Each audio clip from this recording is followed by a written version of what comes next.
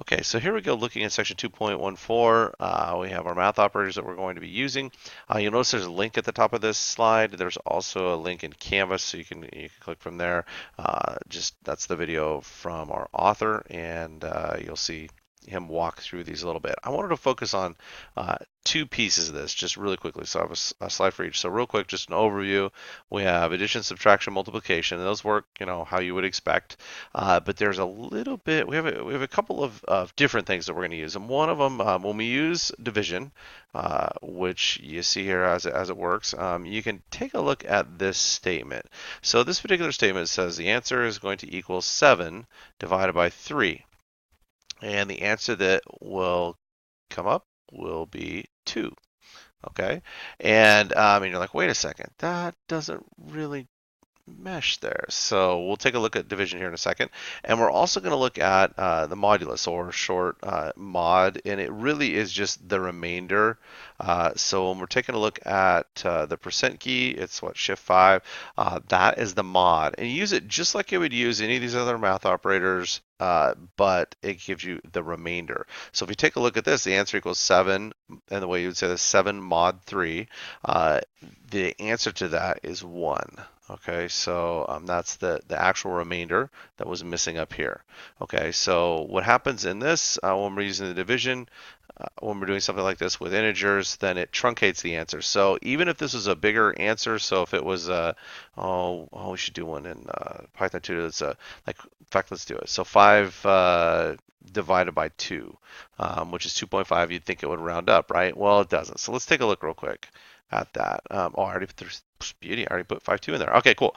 So as we look at this, and you see this answer here, so we're saying the answer is going to be a double, and we're saying, hey, here's our variable. We're saying it's going to be equal to double. The problem with this is that we're feeding it 2 integers, and so what happens is it truncates. So here we go. I'm going to go and click Visualize Execution. We're going to pop over to the next screen, and we'll step through it, and you'll see that it drops it off. So here we go, starting out, boom, here's our equation here. We've already defined it. Here's number. It says it's going to be a double, which it will store as a double. But if I hit forward, you'll see, boom, it listed as a 2. So it does not round. If we had, 2.99999, it doesn't matter. It will still put a 2. Okay, so it truncates it, meaning chops off the answer. Okay, so that's that. So to fix that, what you would want to do is come back here, and you can make one or both of these a double, and we're forcing it this by doing it this way. In fact, let's just leave it as 1. You can do both. But if I just put in a 5.0, or if I had a variable where I defined these two and one of them was a double, then that would work fine.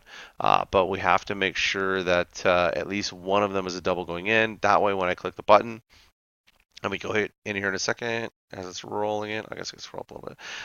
As it scrolls in here now, we come in and we say, hey, okay, go ahead and start, and boom, there's our 2.5.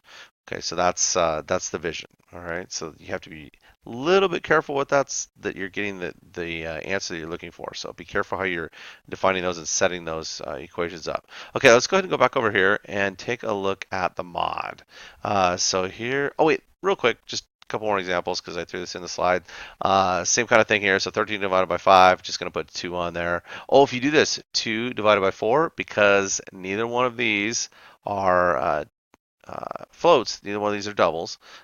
We have just said, hey, these are integers here. It's going to display 0. So you definitely have to, fix one of these. Maybe make this 2.0, 4.0. A lot of times I do both. I don't know, just out of habit. So if we come down here, this is one way to fix this. So we made 1 each on this. So here we go. Boom, we've got 13 divided by 5. You need 2.6. And this one will be 2.0 divided by 4. So we'll display 0.5 correctly. Okay, so let's look at mod. Here's the way the mod works. Same kind of deal as that. So we're using integers in here. You can actually not use this as a double, so it's looking for a whole number remainder. So this is the way it works. So see how if we say 9 mod 2, the answer that's going to be displayed will simply be 1. Okay, so it has to have an integer for both of those. If you tried something like this, you will get an error. So if you try and make this into a float, it does not work. Okay, so just a real quick question. So what would show here? So 9 mod 3. Should we check it out? Let's check it out just because. Okay, so let's go back here. We'll say edit code and let's try this out. We're going to go ahead and we're going to use, in fact, let's just change this real quick. Let's change this to an end just because we're keeping it this way. And what we say? We said 9 mod 3. And let's go ahead and see what we get. Come on, little baby. It's dry. There we go. Okay, so first step, doing our mod right here. Boom, look at that. Ah, 0, right? So there is no remainder here. So that's how you use the mod, okay? So we'll use this in a couple of problems here, and then we actually use these in some other problems.